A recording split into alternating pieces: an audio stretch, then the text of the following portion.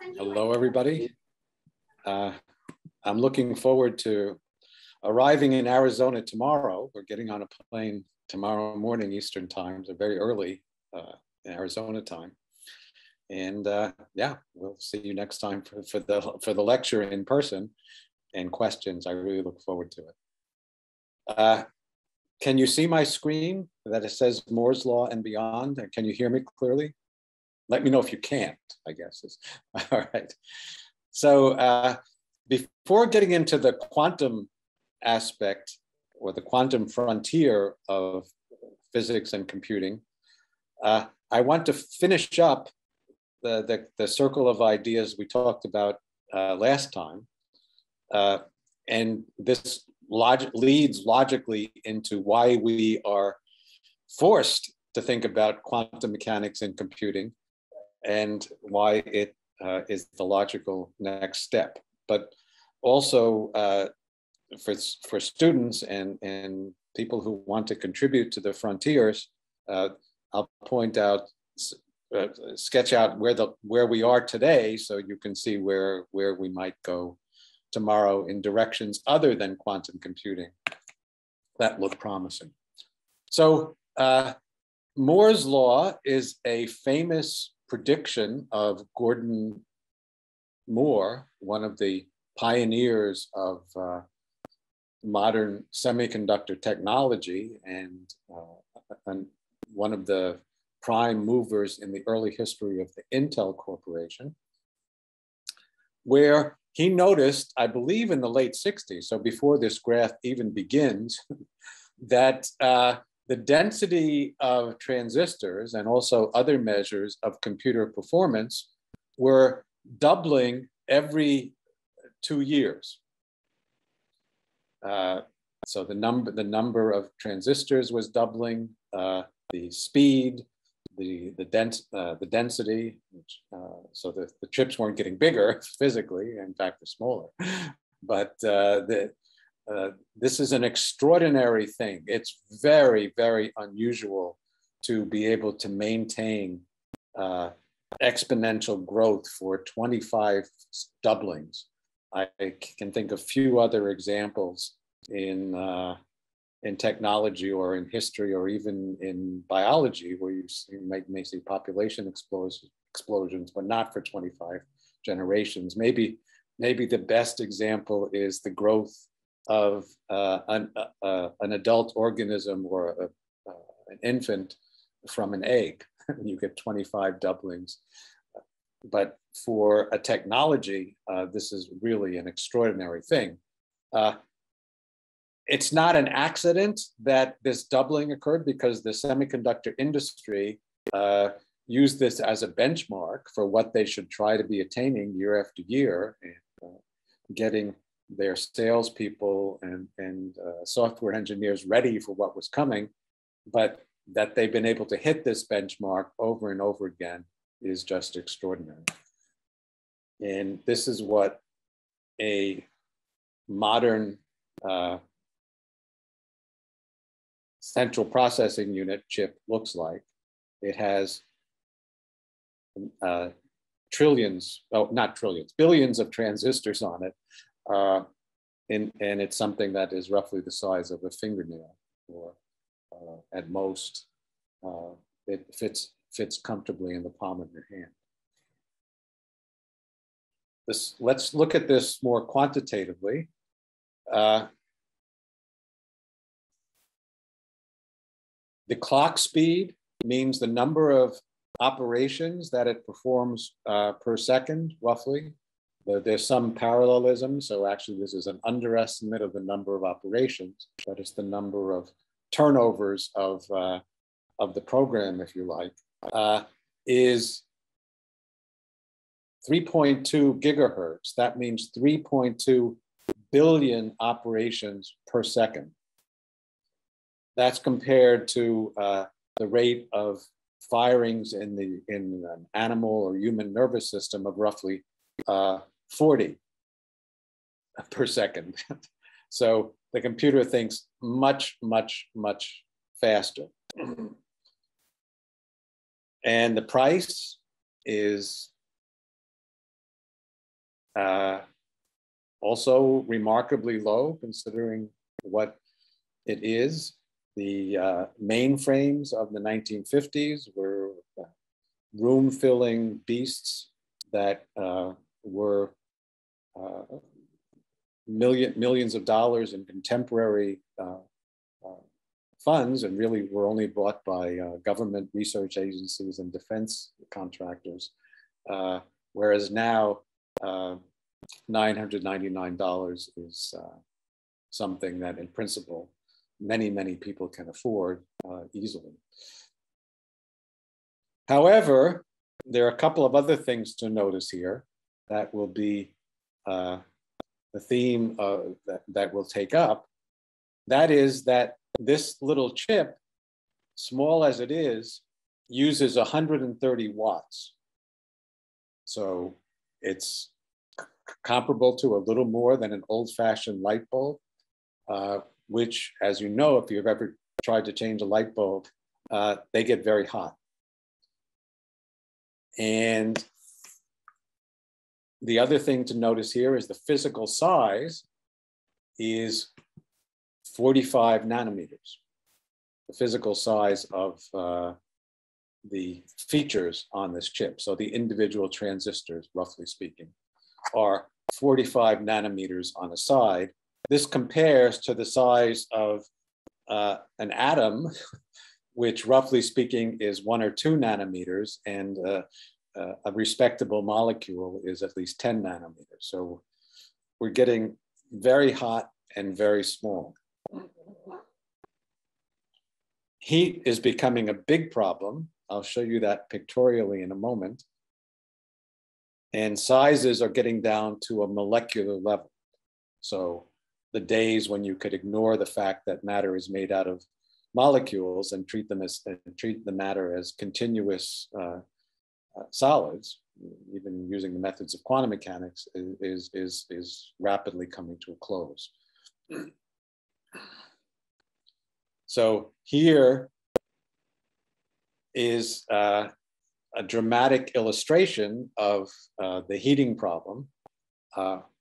This is one of Facebook's data centers that is opening up in Luleå, Sweden, which is above the Arctic Circle.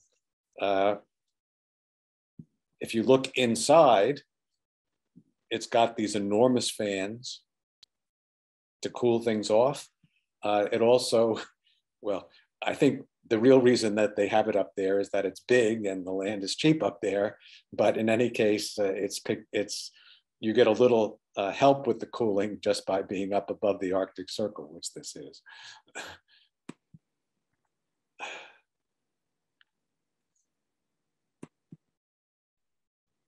Here's the basic physical issue that dictates, that is the hang-up here to making further progress, because obviously if things are getting that hot, they get very difficult to cool.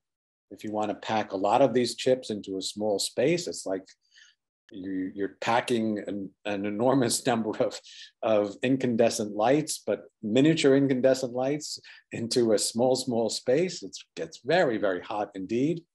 And things start to melt or misfire. And here's where that comes from, why that arises. The bits that are used in semiconductor technology are buckets of electrons that are held at 2 different voltages that represent the zeros and ones. So let's say it's plus or minus some voltage divided by 2. And typically this is, for those of you who know something about band theory, this is in the conduction band or the valence band of the semiconductor separated by voltage V.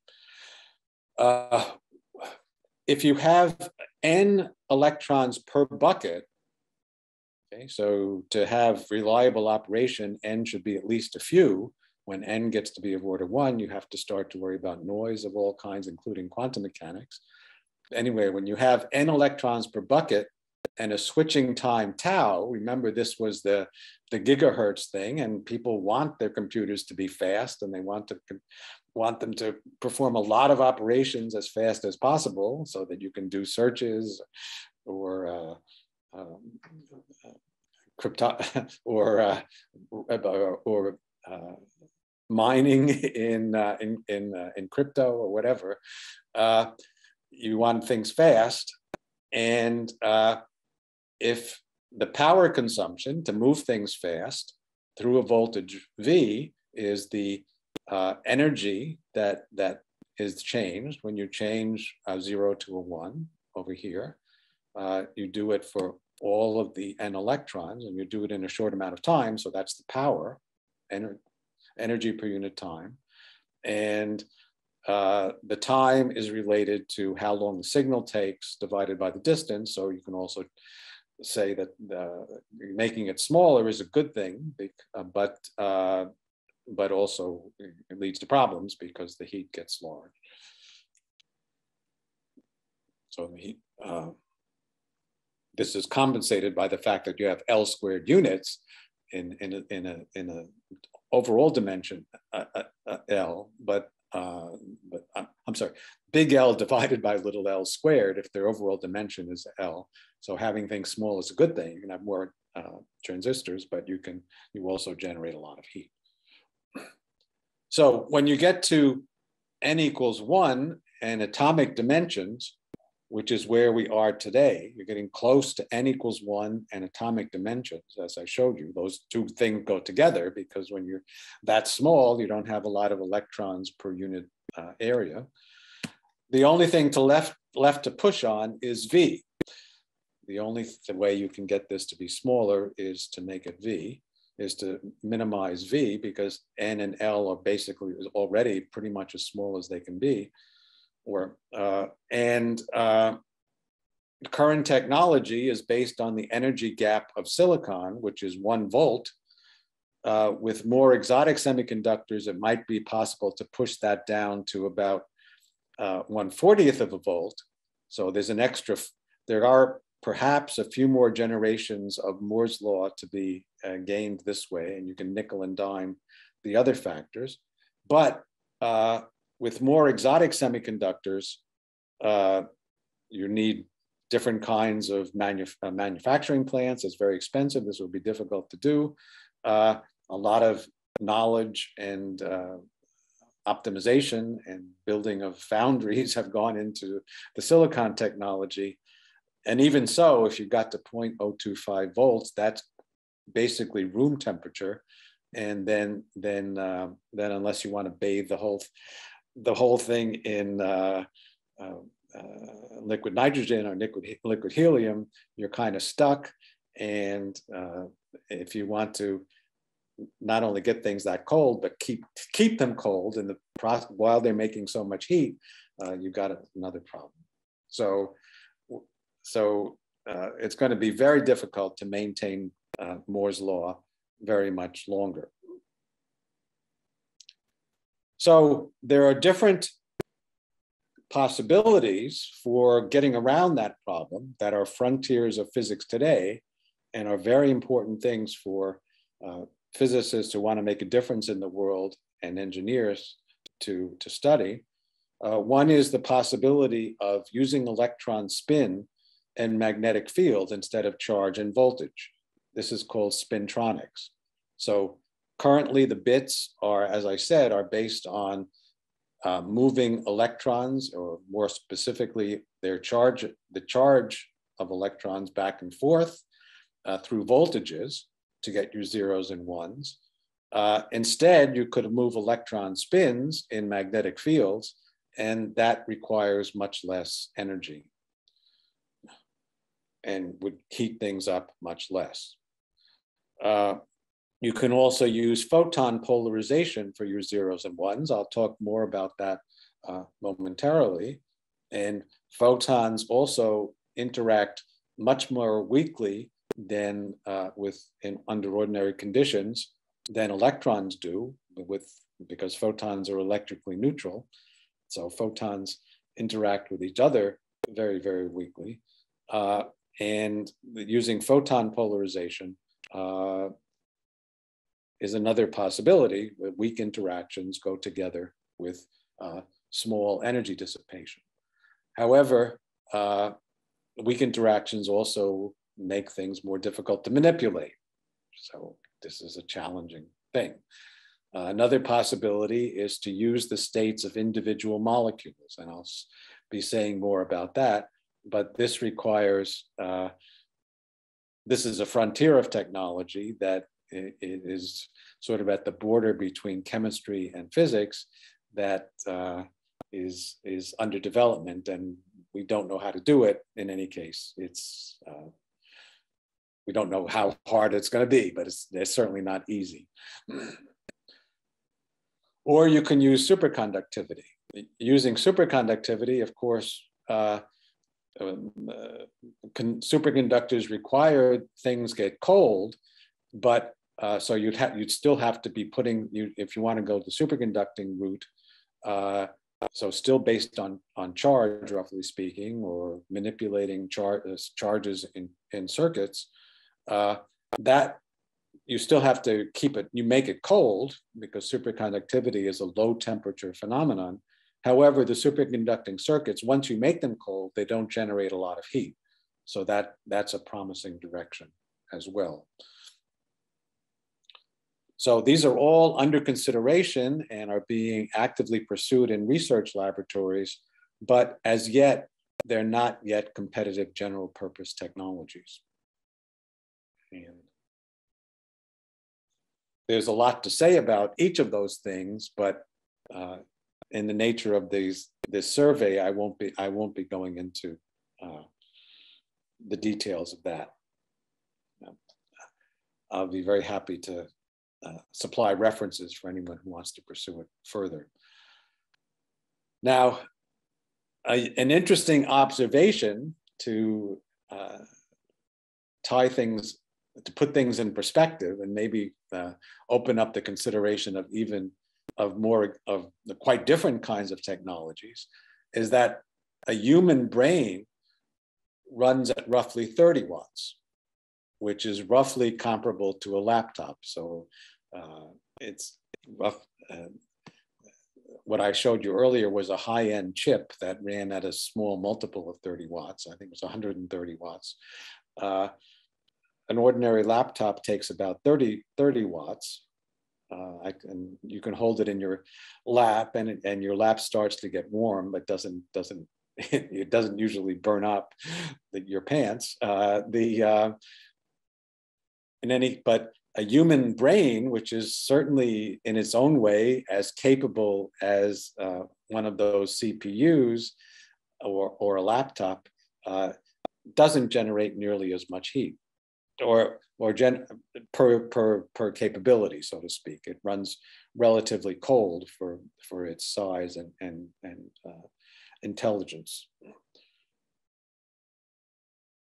So that kind of soft engineering, where things are not put together electrically, but out of soft materials, which are relatively slow, but can be interconnected in much more complicated ways, may be a different way to do engineering in the future.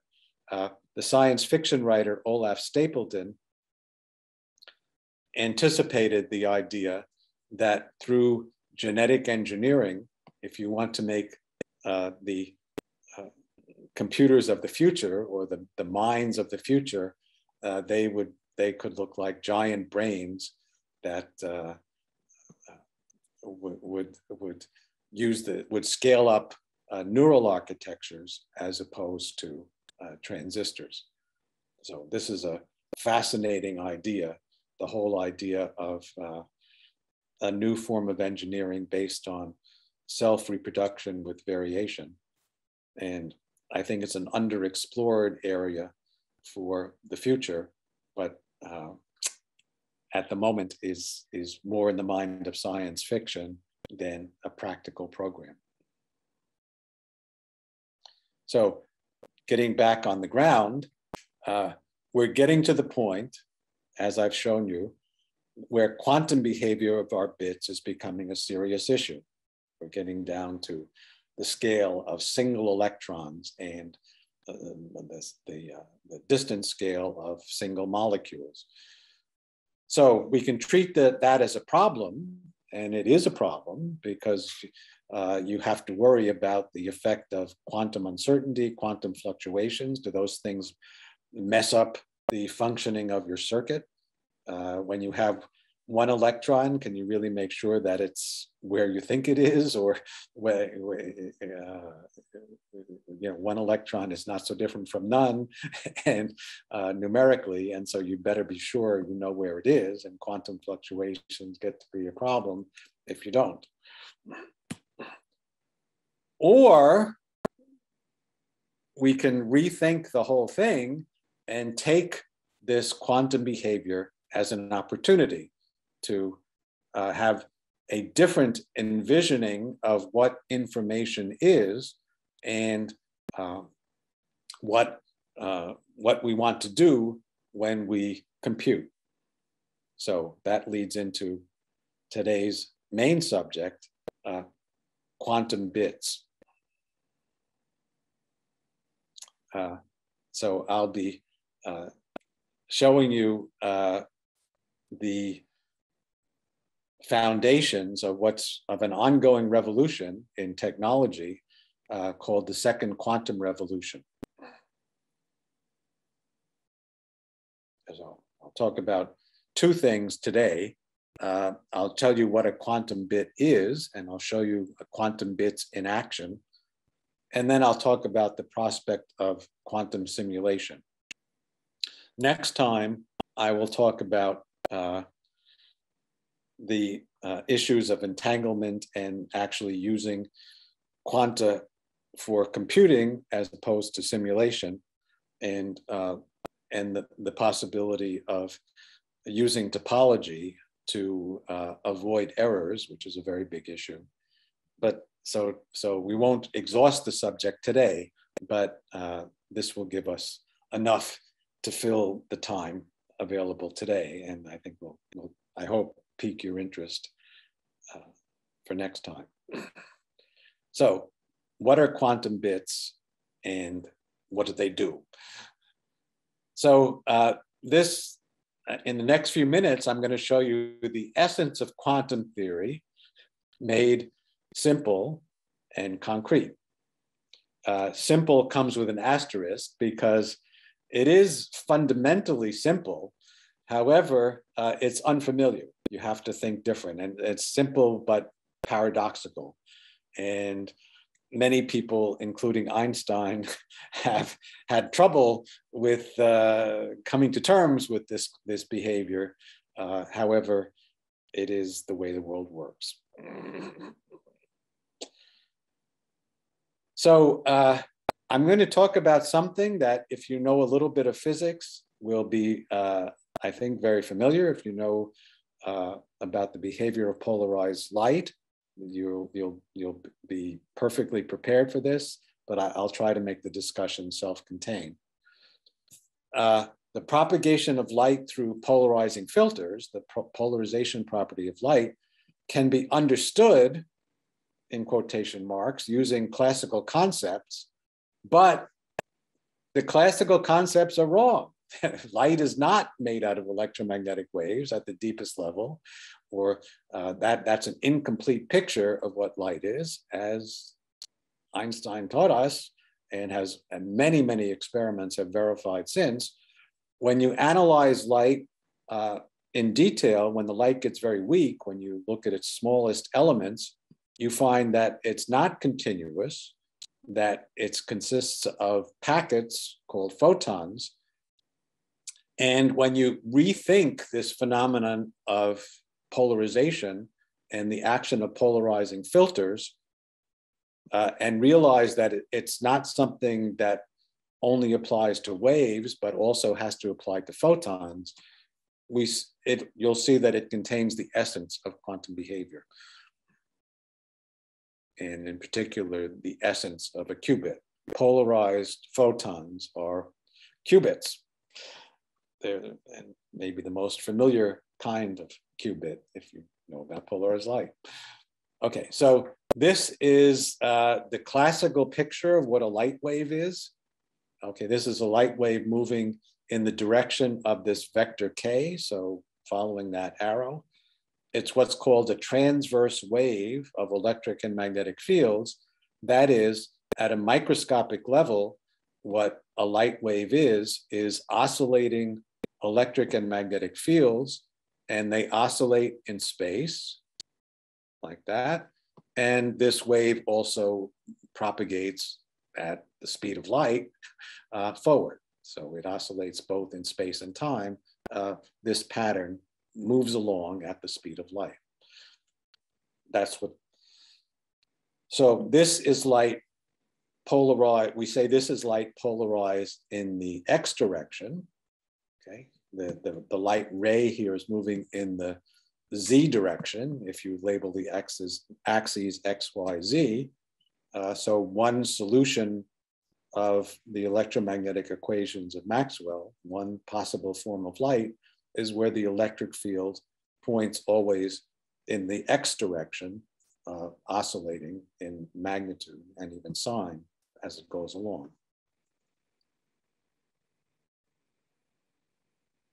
Of course, we also have, because everything is rotationally symmetric, we can also rotate around the direction, and we have the possibility, we also have legitimate solutions, legitimate forms of light in which the oscillations are in the Y direction.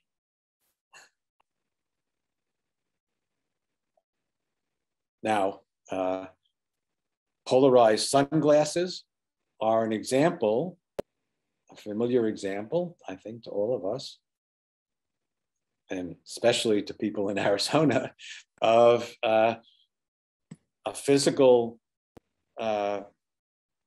phenomenon of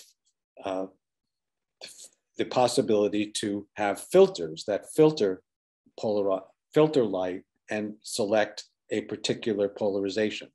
So inside this material, if you have a filtered material, a polarizing filter, the electrons only want to move in one direction. So the electric field can only get through if it's pointing along that direction. Basically, these things have long molecules with only one easy direction for electronic motion. And so they only let one kind of polarization of the light through.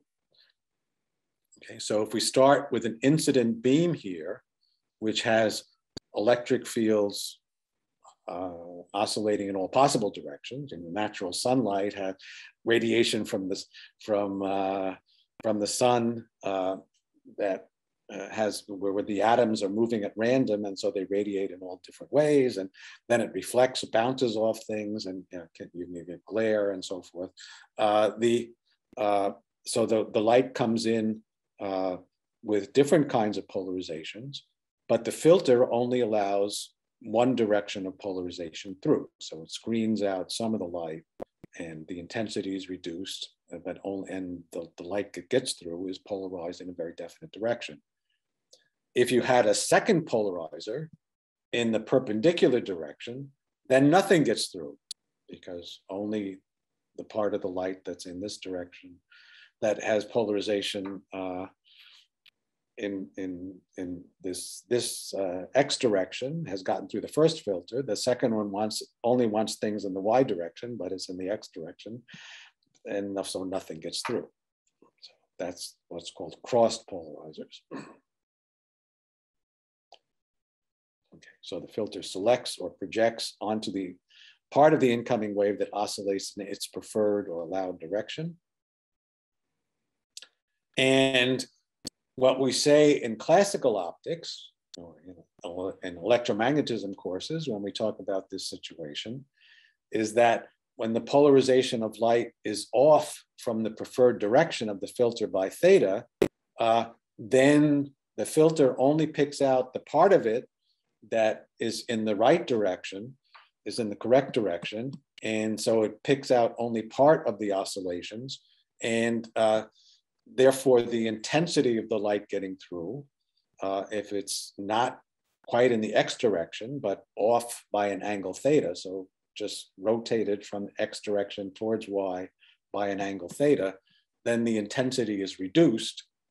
It still gets through only in the X direction, but less of it gets through. The intensity is reduced by a factor of cosine squared theta. So when theta is 0, this is 1. When theta is 90 degrees, or pi over 2, this is 0. And in between, you get something in between. But, so that's the classical description. But if you think about photons, that kind of very reasonable thing really starts to seem very strange, because photons don't get divided up. They go through whole or not at all. They're photons. They're the particles of light. They're the units of light. They can't be made smaller. So how does the intensity get reduced? Well, this is the essence of quantum theory. In the quantum version, what happens is that photons get through whole, but they get through only with a probability. And the probability is cosine squared theta. So you have lots of them. The proportion that gets through is cosine squared theta. And that means the intensity, the sum of all their energies, is reduced by the factor of cosine squared theta. But it's still photons. It's just that only a portion of them have gotten through. And so you can have, for instance, this weird behavior. Now, if you don't have this intermediate polarizer, that's the situation. So these dark bands represent the preferred direction of the polarizers. If we don't have this middle one, we don't have the middle one. We have the situation I showed you in the previous slide, where you have one that picks out the x direction, the other picks out the y direction, and nothing gets through. Okay, that's fine. However, if we put one in the middle that's off by 45 degrees, say, then half the light gets through here, and then half again gets through here, because the mismatch is 45 degrees and then another 45 degrees. So you project out half each time. So by putting in an extra barrier, if you like, the intensity goes from 0 to 1/4. Now, if you think about the waves, that's not so strange. The intensity goes up because the waves can adjust. But if you think about photons, it's really weird, because it means that those are particles that couldn't get through before. You put in an extra barrier and now they can get through.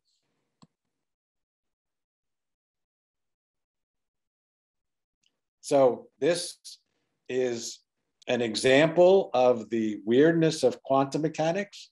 And if you think about it too hard, or think about it in the wrong way, or think you know what the answer is going to be without actually thinking quantum mechanically about what the theory predicts, you will get very confused and get wrong answers.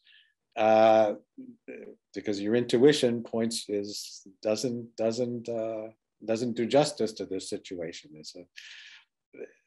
However, that's the way the world works, and people who practice quantum mechanics learn by working out a lot of examples to get correct intuition. And the way that you do that is to calculate the predictions in many circumstances and see how they work, get familiar with it, or to put it rudely and shortly, you shut up and calculate. Okay, so what does this have to do with bits? Well, we could use the two polarization states of light to represent 0 and 1. We have two distinct states that are physically completely distinct. We say they're orthogonal to each other. They're literally orthogonal in the sense of directions. And we can use those possibilities, which are entirely different. One passes through a filter, the other doesn't. The right kind of filter, one will pass through with probability 1, the other with 0. So these can be used to represent bits. And however, we also have the weird possibility, which we don't have for ordinary bits, that we can also look at things which are off, or mixtures of these two things. So we can have things that are polarized and photons that are polarized in a different direction, if you like, or just superpositions of the electromagnetic waves that were mixtures of these two things give us things that are mixtures of 0 and 1. So if we interpret the direction of photon polarization as our bit, we have a new possibility that we didn't have for classical bits, which are either 0 or 1. The photons give you bits that can be superpositions, can be mixtures of 0 and 1. You can also get fancier things.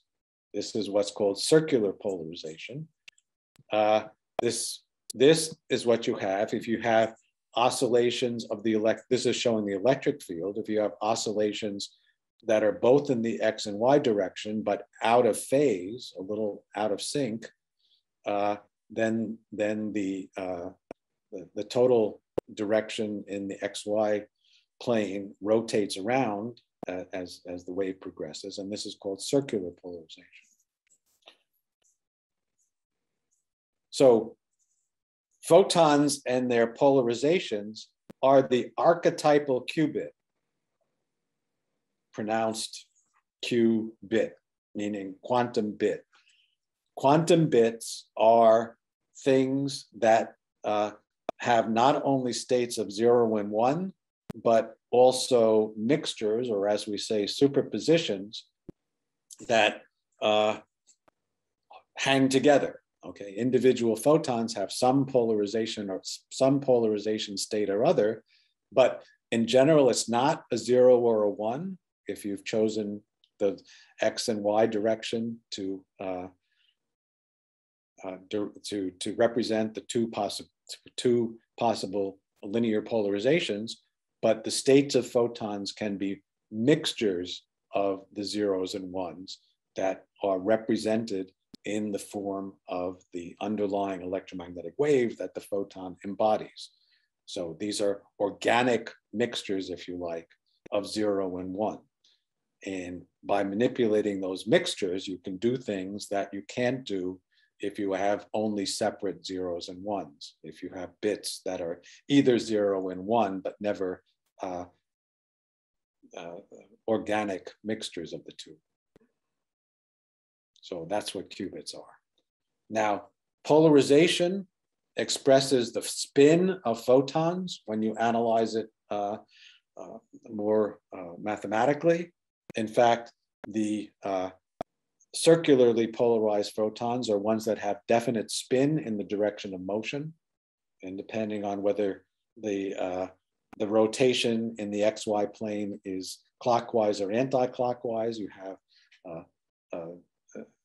what is called left-handed and right-handed polarization, and those are the two representing the spin up or down of photons. Electrons also have spins, as do many atomic nuclei. Spin is a fundamental property of elementary particles that also builds up in particles that aren't elementary, like nuclei, because they incorporate the spins of the things that make them up. So, and spin is just what it sounds like. They're rotating, but the amount of rotation is very, very small. And when the amount of rotation gets very, very small, the behavior of the spin is very unusual and differs from classical expectation. We call it spin, but yet it's the same thing as angular momentum. It's just a very small unit of angular momentum. And elementary particles have the property that their spin never vanishes. They're always spinning in one direction or another. So you don't have to put energy into making them rotate. They want to rotate. Now, a very useful aspect of the spins of electrons and nuclei, basically because they are charged particles or have charge distributions inside them, is that these spins are associated with magnetic fields, okay?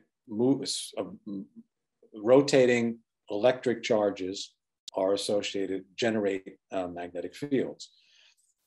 And they have, in fact, dipolar magnetic fields, similar, this is very similar to what you would see if you had the Earth, okay? E could stand for electron, it could also stand for Earth. If you have a rotating Earth, it generates a magnetic field, and that's that phenomena in the microcosm is an observed property of electrons. And it's very handy because these magnetic fields allow us to manipulate and to read out the behavior of electrons using electromagnetism. Okay, you can expose these little compass needles, if you want, to external magnetic fields, and they'll move, or you can sense the direction of their spin by measuring the magnetic fields they produce. Now, the details of that are very interesting because you're dealing with very, very small quantities of magnetism, and the spins are very interesting objects to manipulate, and you have to, and delicate, but basically that gives us a way of manipulating and reading out this spin property, and therefore makes spin up and down a very, very nice kind of bit. Spin up in some direction can be called 1, and spin down can be called 0, and then you have a nice bit. And these are quantum bits because just the mathematics is exactly the same as the polarization of light. It's usually presented in a way that is more intimidating, using complex numbers and spinners. And that's very handy if you want to actually become a quantum mechanic and learn how to work with these things. But if you want to have intuition about it, or if you just want to know what's going on in a general way without mastering that mathematics, you can think about polarized light and you won't be missing anything because it's really the same situation.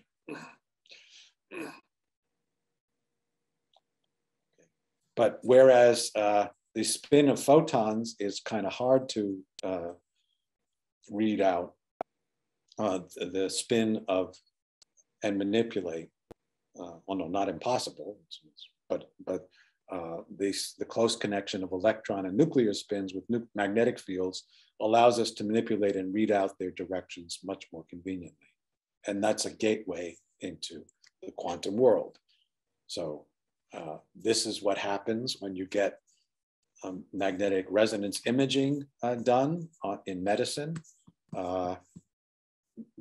You manipulate the nuclear spins typically by using magnetic fields in those big hospital magnets, and those spins radiate when they're being manipulated, and their behavior reflects the environment they're in, and so you can get pictures that tell you about where the electrons are telling you about the environment they find themselves in. And when you analyze the radiation fields, you can go back and get a picture. It's really the same phenomena at a suitable level of abstraction as using light to diagnose the properties of things we see. We scatter electromagnetic radiation off the objects, and that tells us the properties of those objects, whether they're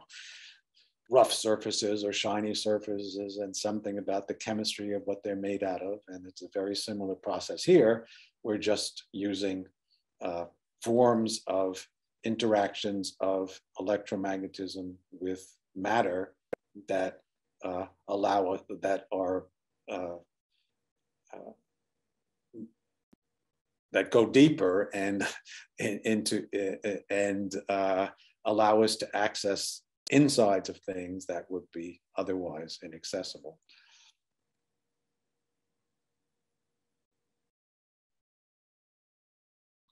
Okay, so now let me talk about quantum simulation. And perhaps the best way to think about this is by analogy. This is a brilliant prospect. By analogy, let me make an analogy to the development of aviation and aircraft design. So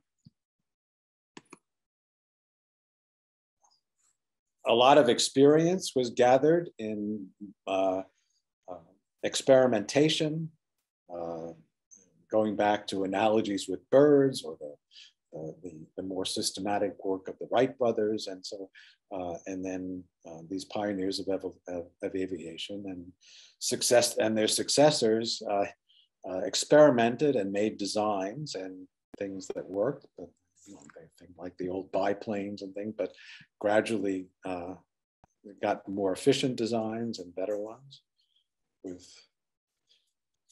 And then started doing, in order to do even better, started to get more systematic, using wind tunnels to make models and study the behavior of models, as opposed to building a whole airplane. You build a small scale model and analyze the behavior of wind tunnels before building the real thing. And this is much more flexible,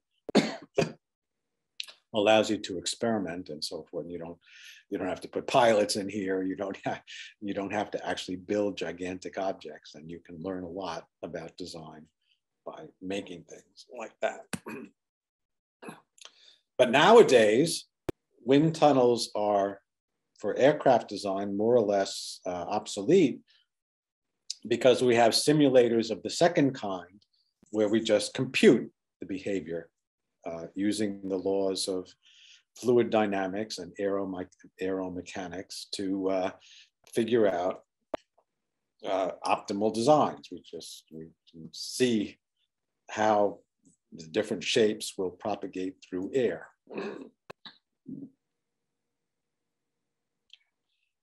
Now, that's a great thing, and has led to enormous progress in aircraft design. It's much more efficient, and some very, very odd looking wing designs have turned out to be correct, and you never would have guessed them. And okay, so that's been a great success story. However, if we want to do a similar thing for chemistry or for materials, we have to use different kinds of equations, namely the equations of quantum mechanics. And Richard Feynman, who emphasized this already back in the visionary statements in the late 1950s and early 60s, said that nature isn't classical, damn it. And if you want to make a simulation of nature, you'd better make it quantum mechanical. And by golly, it's a wonderful problem because it doesn't look so easy. And sure enough, it hasn't been easy, but we're making enormous progress along these lines. And in recent years, it's become it's starting to become a reality that you can do quantum simulations in the quantum world. So qubits, which could be polarized light, or more practically electron spins or nuclear or atomic spins, as I've said, capture the essence of quantum behavior.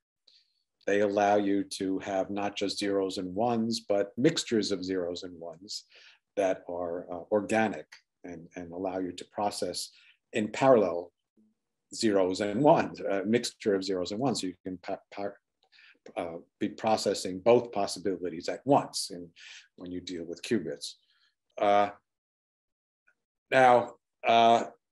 but also if you're trying to simulate, if you're trying to reproduce the behavior of quantum mechanical objects, if you build your wind tunnel, so to speak, build your model out of quantum mechanical objects, then you can reproduce the behavior. So this is what's called a quantum simulator, is something that uses objects that obey the laws of quantum mechanics and tries to arrange that their interactions have the same relationship as the interactions of the material or molecule you're actually interested in, but you can manipulate them in a more convenient way, making a kind of quantum mechanical wind tunnel. So that's what I call, so the development is roughly in parallel. People have gathered a lot of experience in designing molecules and materials semi-empirically. And this is what fills books of chemistry and biochemistry.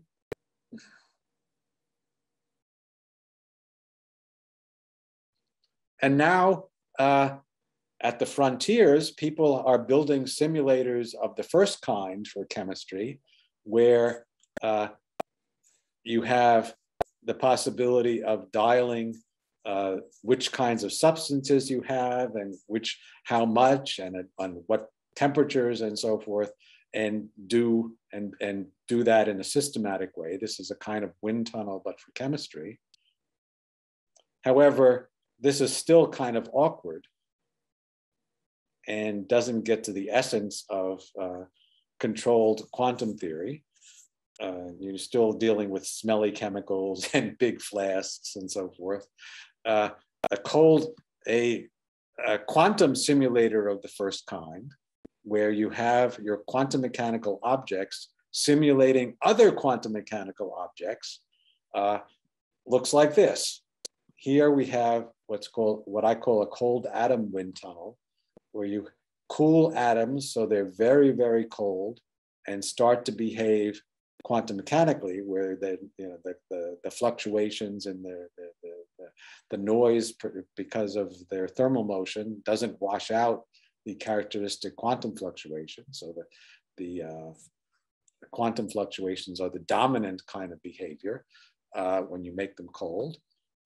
So that's the behavior you want to capture, because that makes them look like they're on a much smaller scale inside individual atoms or molecules.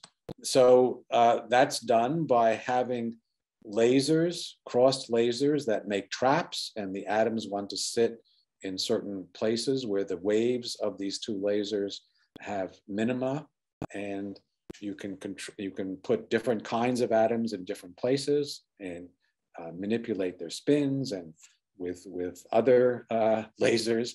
And this makes what's called a cold atom simulator, where you can simulate the behavior of any exotic quantum mechanical material you like using cold atoms.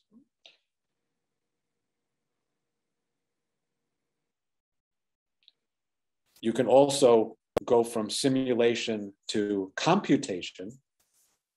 So this is what I would call a simulation of the second kind, where you don't try to reproduce the interactions, but do the analog of purely computational solving the equations of quantum mechanics, exploiting the fact that these qubits obey the same kind of equations as quantum mechanical variables to operate with them. As in a computer, you operate, an ordinary computer, you operate with gates in order to do logical operations. Here you sort of implement the gates by external operations with lasers. The details are complex and under development, but this gives now is a sort of a general purpose quantum computer working on qubits as opposed to bits. And the state of the art is fairly well represented here. Whereas classical computers, as I showed you, can have billions of bits for $999. The top of the line quantum computers of this kind have at roughly a dozen qubits and have to be manipulated in rather awkward ways. So there's a ways to go, but we're on the early part of the Moore's curve for quantum simulators. So let me summarize. Semiconductor technology for computing is great and continues to improve. The epic story of Moore's law is one of the great human and scientific triumphs. But it's starting to bump up against fundamental physical limits. Polarized light, when you interpret it as photons, exemplifies a strange new kind of two-state system, not a bit, which has two discrete possibilities, 0 or 1, but a qubit, which has the possibility of combining 0 and 1 in controlled and rich ways. The same qubit mathematics applies to other quantum systems. In fact, it's the general kind of quantum system. Particle spins are governed by the same principles and are usually associated with magnetic fields, which allows them to be manipulated and read out, so allows them to become the elements of an emerging technology, or of existing and emerging technologies, I should say, that exploit the quantum mechanics of qubits or spins. And quantum simulators could become, for chemistry and materials design, an important supplement to conventional experimentation. Just as wind tunnels were an important supplement to aerodynamic experimentation, and eventually became not just a supplement, but a substitute for experimentation.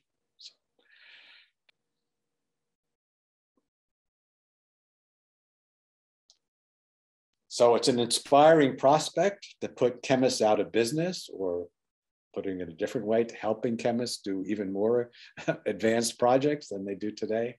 But the bad news is that working with qubits tends to be very delicate. We're talking about individual spins, and when we want to control the interactions of the spins to do actual calculations, I mean, to do gates, if you like, to do logical operations, as I discussed last time, or to do detailed quantitative simulations of particular materials, where you have to tune the interactions or deal with the quantum mechanical equations, which are quite complicated, then you need many qubits and great control. And the bad news is that working with qubits tends to be very delicate, especially if you want to orchestrate many of them.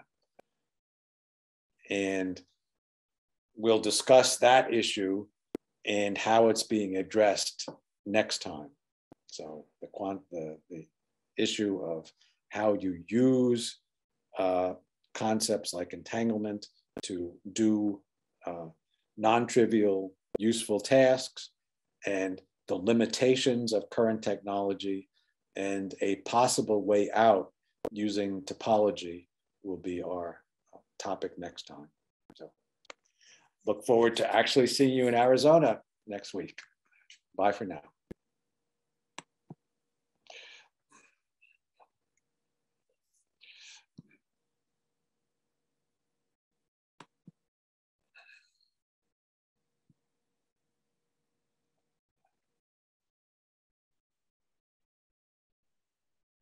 So, Anne?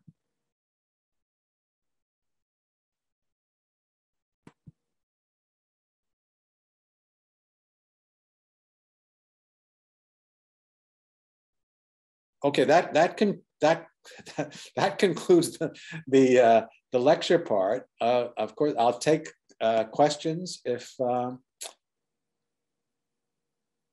in the chat. We'll address them next time, or you can. Otherwise, we're going to adjourn with students into a chat room and take questions from this and discuss with the students. Frank, so next time we'll have a discussion. If you like, Peter Bennett here. Peter, yeah. Yeah, thank you for a wonderful lecture. It just reminds lesson, I guess. It reminds me, what is the famous, if you think you know, understand the photon, you don't know enough about it. And you're helping us with that. I have mostly a comment. You might be aware that the department purchased a beautiful demonstration kit for entanglement with the from the QU Tools company, and we have that working in our lab. And I'd be delighted to show that to you when you get into Phoenix. Okay. It's the parametric down conversion. You split the blue into two reds, and then you have coincidence counting, and we do the quantum eraser with a Michelson interferometer. What else do we do? We do Hongu Mandel, the dip there. It's amazing. It all works with fiber optics on open daylight on your desktop. It is an amazing instrument. So yeah, the comment, we're going to use that in our teaching labs and for demos, and we can coach you to do a demo if you like. It's all right. Maybe we'll have to discuss the logistics of that, but yeah, it would be great to do some actual demonstrations. It really is. The polarized, thing is, you can look at this cross Polaroids and things like that, and you did a great job of that. But there's nothing like having it in front of your face and counting photons and where did they go and which way did it go through the beam splitter. Just in front of your face. So just a comment there, but we have. Yeah, I would love to, maybe we can arrange the logistics of that. That would be marvelous. Indeed, yeah.